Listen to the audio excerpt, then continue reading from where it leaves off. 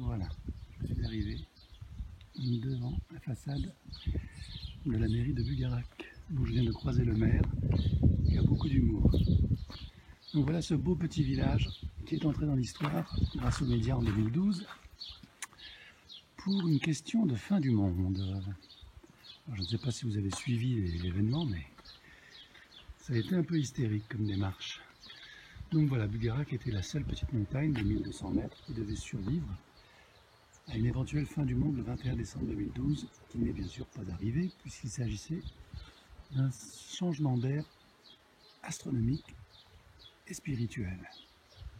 Donc Bugarac, en tout cas le pic de Bugarac, est sous les nuages, et c'est pour ça que j'ai souhaité venir aujourd'hui, de manière à pouvoir vous montrer le même décor demain, sous le soleil. Nous sommes le 14 août 2018, et si tout se passe bien, je me ferai un plaisir d'aller escalader ce mont très mystérieux, qui a une géologie très particulière, puisque les roches les plus élevées sont les plus anciennes, et les roches les plus récentes se trouvent à sa base. Donc c'est une montagne qui est totalement inversée, et qui en plus n'est absolument pas reliée, d'après ce que j'ai pu comprendre, à la chaîne des Pyrénées. Donc un très très fort électromagnétisme, comparable à celui du triangle des Bermudes. Et ensuite, vous pouvez imaginer toutes les légendes qu'on a pu faire sur ce mont très étrange. On a parlé de base pour les ovnis. On prétend que le Christ ou Marie-Madeleine ont leur tombeau dans cette montagne.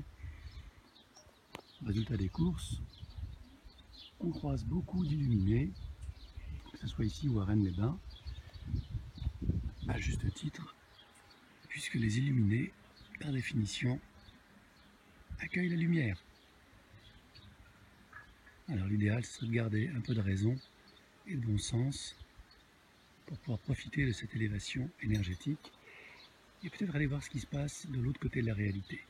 Mais ça, nous le découvrirons peut-être demain ensemble. Il y a 3 heures de grimpette, 3 heures de descente, et le sommet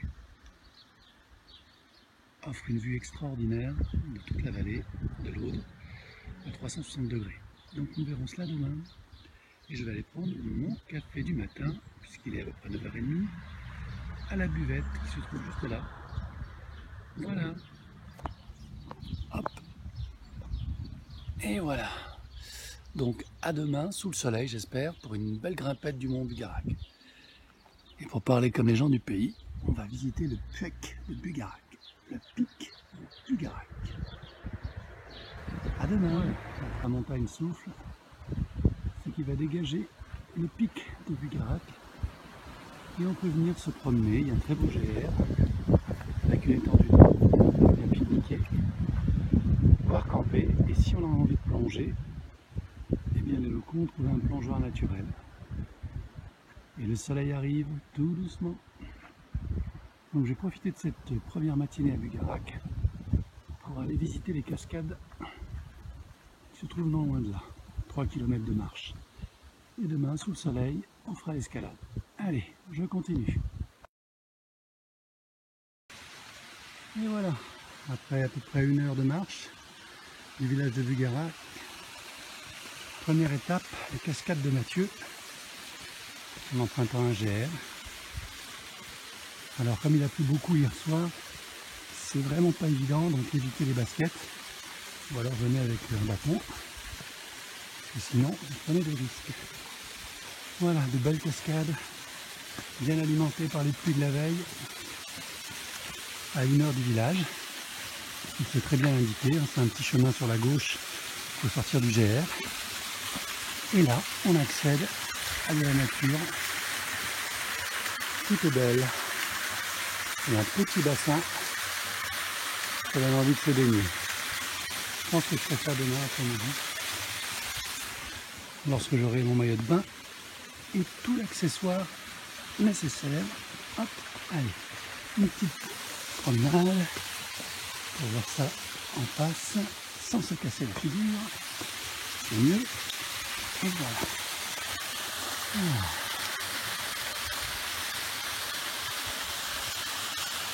De l'eau fraîche, de l'eau de source. Et bien sûr, ça continue jusqu'à Bugarac.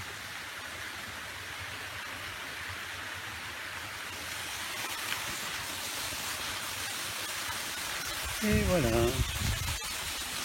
Bon, demain, c'est Bugarac. Pour rajouter 2 heures. Mais là, je vais prendre un peu de temps pour méditer et me poser. Voilà, à plus tard.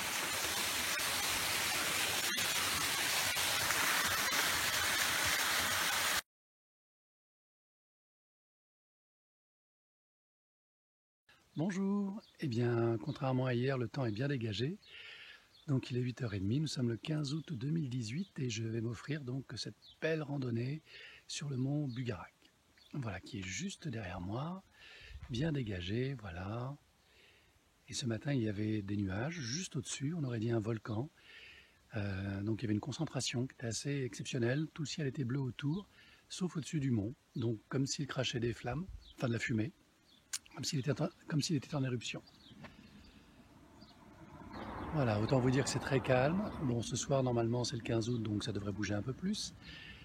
Et de mon côté, j'ai 3 heures, 3h30 de grimpette et je vais passer un peu de temps sur le sommet, surtout s'il fait beau. Et ensuite 3h30 de descente. Donc je vous montrerai des petites étapes qui me semblent intéressantes. Comme ça, vous pourrez escalader un petit peu avec moi. Allez, à bientôt, à tout à l'heure. Bien, me voici arrivé dans le lit d'une rivière qui va directement à Bugarac et qui marque une petite frontière naturelle. Et on commence à escalader à partir de là. Et je vous montrerai les panneaux indicateurs pour la suite. Voilà, comme vous le voyez, on peut aussi démarrer le sentier par la route. Moi je viens de ce passage-là et je vais continuer juste derrière moi le sentier. Donc c'est le GR 367, au chemin des Cathares, avec des recommandations d'usage, interdit de nourrir les animaux, de laisser ses déchets bien sûr. Voilà, et pensez à prendre de l'eau. Alors ce qui est très important, c'est qu'on retrouve ici une tradition spirituelle qu'on a aussi sur le chemin de Saint-Jacques-de-Compostelle, qui dit que le mont Bugarac vous accueille ou vous rejette, selon votre degré de préparation. Alors, c'est un effort, hein, bien sûr, mais c'est accessible, c'est en pente douce, il faut être patient, prendre son temps, et être un peu humble aussi, sinon la montagne nous rejette. Donc tous les ans, d'après un villageois avec qui j'ai discuté hier matin, m'expliquait qu'il y a des accidents, donc l'hélicoptère vient, et c'est assez fréquent en fait, 5 à 10 fois par an, pour des randonneurs qui n'avaient pas les bonnes chaussures, ou qui étaient un peu pressés, ou qui se sont un peu écartés du GR, puisqu'après on peut vite se perdre au niveau du mont Bugarac. Voilà, donc ici déjà je ressens une drôle d'énergie, donc c'est pourquoi je me suis arrêté, et j'ai un peu un sentiment ferreux au niveau de la langue, un peu la même chose qui s'est produite lorsque j'ai bu dans la fontaine gallo-romaine du cercle. Donc sans avoir rien bu jusqu'à présent, j'ai de nouveau ce goût un peu ferreux autour de la langue. Donc on sent déjà une énergie magnétique qui commence dès les contreforts du mont Bugarac. Bon, allons voir si cela se confirme ou s'il se passe autre chose. A tout à l'heure. Voilà, donc là le GR traverse des prés. Vous avez des juments au repos avec leurs poulains. Donc on essaie de passer sans trop les déranger. Ouais, ils ont l'habitude. Ça doit les agacer un petit peu. Mais bon.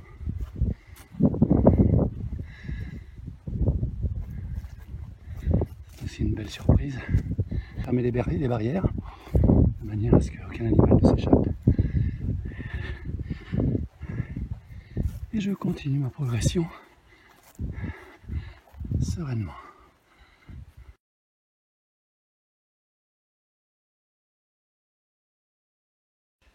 Bon, me voici arrivé donc presque à mi-parcours. 1 heure pour aller du village jusqu'à la route. Ensuite, j'ai choisi donc de passer par les chevaux et de choisir le chemin le plus difficile. Voilà, donc il y a 1h15, 1h30 de marche. Alors ce sont des successions de raidillons avec des faux plats et beaucoup de cailloux. Donc faire très attention quand on marche, être bien ancré. C'est une forme de méditation active et sportive qui libère l'esprit. Donc c'est la raison pour laquelle je fais une pause maintenant pour vous signaler donc d'une part qu'il faut suivre le chemin et les traits jaunes et non plus rouge et blanc du GR si vous choisissez la voie difficile. Sinon vous avez la voie facile, hein, le GR qui monte beaucoup plus doucement. Et en escaladant donc cette partie un peu délicate, j'ai le sentiment de voyager dans le temps, comme si le mont Bugarak était une machine à voyager dans le temps. Alors pourquoi cette intuition est-elle venue? Eh bien, de manière assez logique, les strates les plus anciennes se trouvent au sommet. Donc j'ai vraiment le sentiment qu'à chaque pas, je voyage dans le passé. Alors je ne sais pas quelle autre surprise m'attend au sommet, mais en attendant, c'est très agréable. Donc c'est très couvert, on est plutôt à l'ombre, et le vent, on commence à le sentir, à l'entendre, qui se manifeste, et normalement ça devrait s'intensifier. Donc pensez à boire et à marcher à votre rythme. Ok.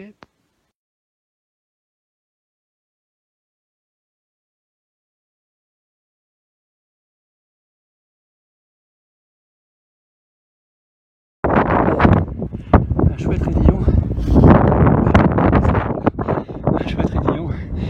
Là le vent souffle vraiment beaucoup. Et le meilleur moyen de monter, c'est parfois à 4 pattes. Donc c'est l'ascension. Nous sommes le 15 août, donc tout est normal. Le bourricot va aller jusqu'en haut. Avec de la joie et de la lumière. Et ça c'est le plus important. A tout à l'heure.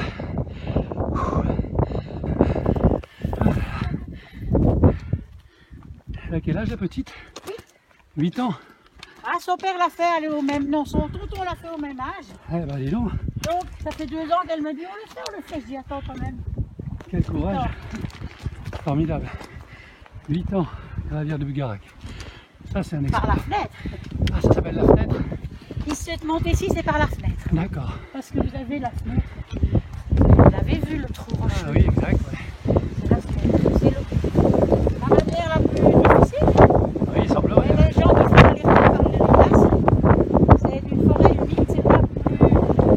L'aller-retour, c'est déjà un peu plus glaçant. Ouais. Toujours ce vent glacé. On rappelle la Sainte-Victoire. Bon, ben on se retrouve au sommet alors. Oui.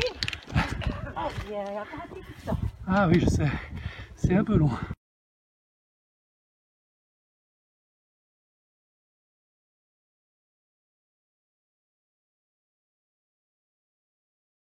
Voilà. Après avoir rencontré un couple de sa fille, Victor a eu besoin d'un été très agréable. Il y avait beaucoup de colère en lui, mais j'espère que son endroit va mieux. Une petite curiosité après cette montée à 4 pattes. Un trou dans la roche avec une vue imprenable. Qu'est-ce que c'est beau! C'est magique. Mais ça monte de rue, hein. Beaucoup de courage, cette petite fille à 8 ans. Allez, on continue. À tout à l'heure.